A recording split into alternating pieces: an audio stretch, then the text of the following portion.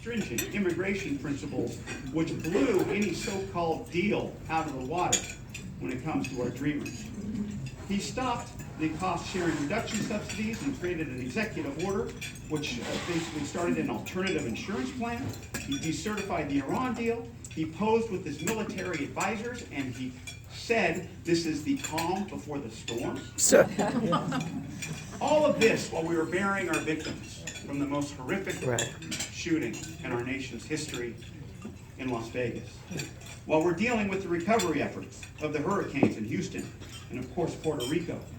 And here in California, we are enduring the most deadly and destructive wildfire in our state's history. That's 1 week. Look at what's been going on in the last 8 months to undermine the protections that have been put in place over the last 8 years.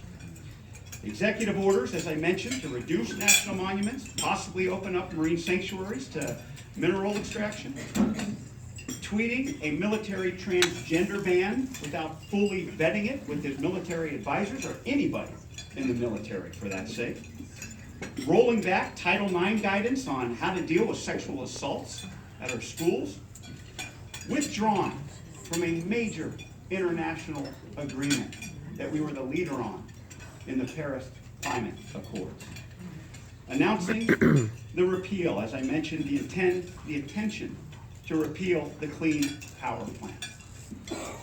In doing so, kind of interesting, in doing that, in announcing that intention, the EPA director, Mr. Pruitt, said that the Clean Power Plan was a war on coal.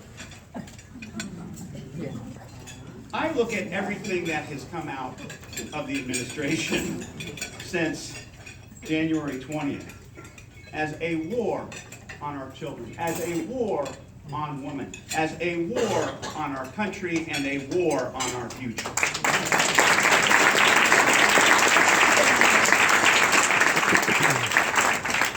There was an editorial last week in the New York Times, and it was by David Brooks, who used to call, some people would call him conservative, but if you read his editorials as of late, he seems to be speaking the voice that many of us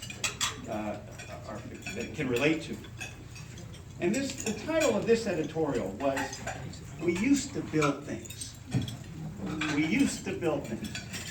And he talked about how there was a great burn back in the early 1900s, a devastating fire that started in, I think, Oregon or Washington and spread across the Northwest. And from that tragedy arose a civic institution, the Department of Forestry, the U.S. Department of Forestry. And I read that article, and it really reminded me about what I believe, and I feel many of you believe, this nation is about. That throughout our history, we have created civic institutions to address our problems in dealing with people, all people. We have advanced ideas of freedom, equality, and democracy. We have embraced people of all types, especially our huddled masses yearning to breathe free.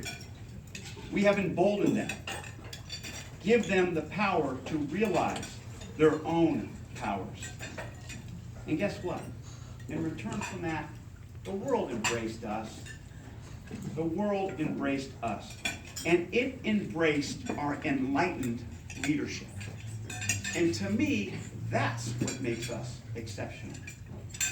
So I get that there is this yearning, this nostalgia for the past.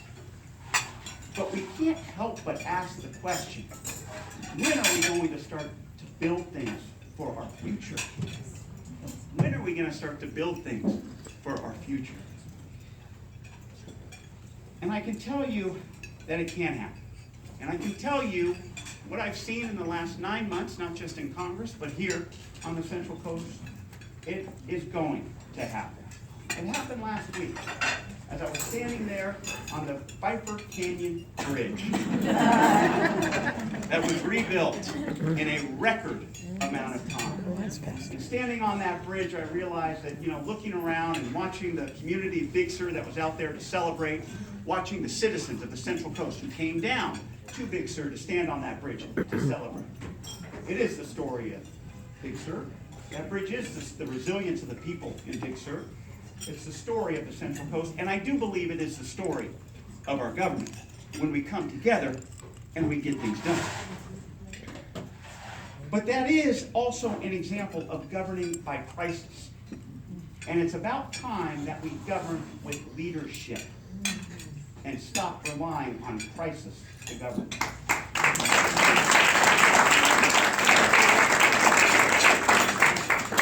And I can tell you that in Washington, D.C., there are leaders who are governing, who are representing us. And I can tell you in my discussions and my relationships with Democrats and Republicans that our number one priority, as I know my number one priority, is to represent the people of the Central Coast of California. I knew that based on growing up in a household that really had a mother and father, and a mother who was my father's district director. Let me tell you, that's right. When you say his name, you damn well better say her name. Because of how hard she works on serving the people here on the Central Coast. But to me, that is what the job is about. That is what the job is about. Now, priority number one is making sure that the citizens are served. That I, as your representative, act as that bridge from the Central Coast to Washington, D.C. and the services of our government and back. That's my job. I knew that growing up. I saw that, and I have been doing that and will continue to do that throughout my time. So much so, let me tell you, and we have been doing that. So much so, let me give you another number, another stat. Last year, Sam Farr had 40,000 forms of communication into his office. Okay, walk-ins, phone calls, emails, letters, you name it. 40,000 total. Excuse me, 41,000. This year already, we've had 82,000. Now, I'm sure that most of that number is from a lot of people in this room. Especially on January 21st and 22nd. We heard from you. We heard from you loud and clear. And we continue to hear from you, which is good. But I can tell you that that's okay, because that is our job. Because as my staff knows, that the best thing you can tell me is that I contacted your office and I got a response. The worst thing you can tell me is I contacted your office and I did not get a response. Either way, I want to know. I want to know. Because that's our job, is to represent you and to serve you and to do the casework necessary to basically make sure that government is working for you. Now, another way we are building bridges is when in Washington, D.C., I feel that I am representing this area, especially with the committees that I'm on. For the first 6 months, I was on the Natural Resources Committee. And it was there, which can be, I'll tell you, Natural Resources Committee is a very partisan committee, unfortunately. But I can tell you it was there that I developed relationships with people like Jared Huffman. And one of the first bills I co-sponsored was with him, was his bill to protect the West Coast Protection Act and then the California Clean Coast Act to prevent offshore oil drilling, not just on California's coast, but on the West Coast. And I can tell you, need something? I can tell you, thank you. I can tell you that it was on the Natural Resources Committee that I authored and put through and had passed my first bill dealing with the Clear Creek Management District in San Benito County, South San Benito County, an area that had been closed down. With my bill, it opens it up 60,000 acres to off-road vehicles, which it had been traditionally done, and then provides another 20,000 acres for wilderness protection. And based on my discussions, not just with Democrats, but with Republicans on the natural resources, we were able to get that bill passed unanimously out of the Natural Resources, passed unanimously out of the House, and it's now in the Senate, where we're working with Senator Harris and Senator Feinstein on making sure it gets passed out of the Senate, and yes, gets put on the desk of the President. I'm representing this area based on my current committee on the Armed Services Committee. Now, this is a committee that I believe is very important, especially here in Monterey County. Yes, we no longer have Fort Ord, but clearly we have a number of military installations that I believe contribute greatly to not only our economy here, not only to this area, but to our national security. Because I do believe that no longer is our national security just about planes, tanks, and guns. It is also about, very much so about, languages, leadership, the weather, cybersecurity. We have all that here with DLI, with NPS, with the weather station, with the Navy Research Lab. We have that here. And it's my job to make sure that it stays here, that it's properly funded, and that those installations continue to play a part in our national security. Now, also being on that committee, that's why I was approached by a couple Democrats and a couple Republicans to get my name on a bill that we have sponsored, just put it in last week, having a new authorization of use of military force. Now, as you know, the AUMF we are relying on now is the same one that was passed back when? 2001, 2002, 16 years old, these AUMFs. They need to be updated. And this is the first AUMF that I'm proud to lend my name to and proud to lend my sponsorship to that has actually Democrats and Republicans on it. And it's basically targeted, it's focused, and it's limited. It puts a sunset on that AUMF, which I'm proud to be a part of. It's also why I co-sponsored. It's why I co-sponsored the Restricting the First Use of Nuclear Weapons Act.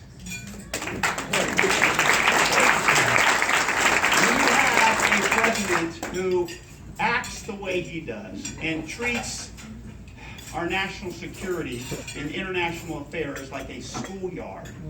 And basically it's a double dare type of game. I believe it's important to put certain restrictions on him. I believe we are fortunate to have people like Mattis and Kelly around him. As Bob Corker, Senator Corker said, to basically contain him in this daycare center there. Wow. But the fact is that there needs to be other restrictions, including when it comes to possible devastation of not just certain countries, but the world, that need to be placed on this president, and that's why I co-sponsored that bill. And then the other committee I am on is the Ag Committee, as you heard. #1 industry in this area. It is basically people on the Ag Committee. You ask them where I'm from, they will say, "Oh, Panetta, salad bowl of the world." Every time I talk, I ask a question, I always let them know, based on being from the salad bowl of the world, bum, bum, bum. I always they know that so much so that they're sick of it, but that's too bad. That means my message got across. But definitely, we have the 2018 Farm Bill coming up. And I can tell you, we are working hard. Democrats and Republicans are working very hard to get that bill put forward, actually, by the end of the year is what we're working on. And in that bill, I can tell you, because of my questions, because of the work that I've done on both sides of the aisle, our organics, our specialty crops, and the research behind those crops are going to be included and funded in that bill.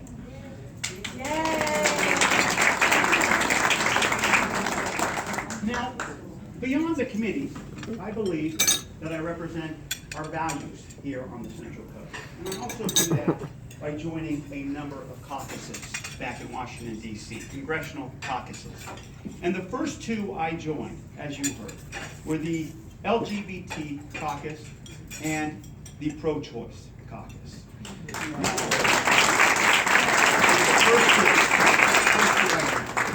Now, because I was on the LGBT caucus, Adam Schiff, who you know is dealing with a lot of big issues, he's also on the caucus, and we had a conversation on the House floor, and we decided to co-sponsor legislation that gives the Census Bureau funding to study the need for sexual orientation and gender identity and those types of questions. Just study those types of questions as to whether or not they should be put on the census. Because we believe, as we talked about in that discussion, that good policy depends on accurate data. And then with the pro-choice caucus, especially with the backdrop that we're dealing with of the Trump administration, I believe we need to do everything we can to preserve and to protect our reproductive rights.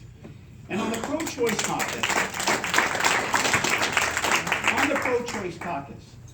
We have been doing that in a number of ways. Obviously, we rally around votes against limitations on choice and abortion, including the recent vote we took last week, 2 weeks ago, on the 20-week abortion ban, where I think it was every single Democrat except 3 voted against it.